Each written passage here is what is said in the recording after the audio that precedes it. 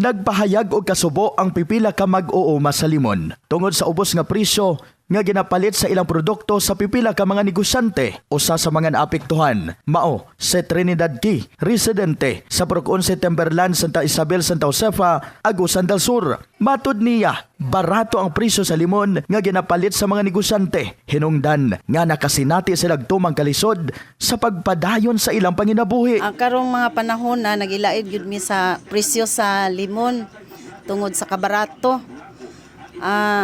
Taas ang panahon sa barato, perting dugaya gyud na sa musaka.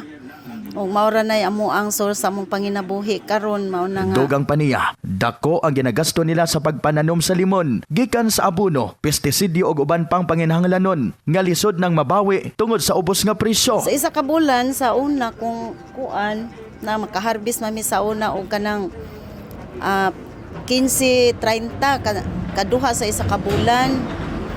Karon sa ako alang experience sa amua, nagibulan wa ko'y harvest. Gidugang usab nga usa sa nagpalala sa ilang kahimtang mao ang dili maayong dagan sa panahon sama sa pag-ulan nga nakaapekto sa kalidad sa ilang pananom. Oh, kaning ting-ulan. Malata pod ang limon. Madaot pod ang imuhang kuan. Mga bunga nimo kay malata man sa matagak pod na.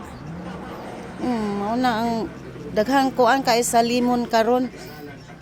Sagay makaingon na lang mi nga ato na lang suning pamutlo ni atong limon kay wa na may kuan wa naman tay makwartahan ani. Nanginaot karon ang pipila ka mga mag-uuma sa limon nga mahatagan og kasulbaran ang problema sa ubos nga presyo sa nasangpit nga produkto. In the heart of changing lives, kini si Brigada Christian Talimudaw Cabanyas, Brigada News.